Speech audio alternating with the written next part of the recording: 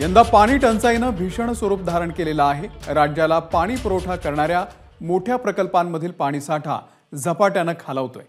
आज मितीला या मोठ्या प्रकल्पांमध्ये केवळ 19.98% पाणीसाठा शिल्लक आहे आणि मागच्या वर्षी याच दिवशी हा पाणीसाठा 29% होता।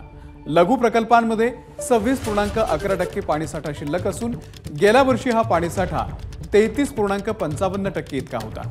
छत्रपती संभाजीनगर आणि नाशिक विभागामध्ये पाण्याची मोठ्या प्रमाणावरती कमतरता आहे। ज्या गावांमध्ये पाणी पुरवठा केला जातो आहे त्या ठिकाणी केवळ पिण्यासाठी पाणी आहे, त्यामुळे जनावरांचे मात्र हाल होत आहेत।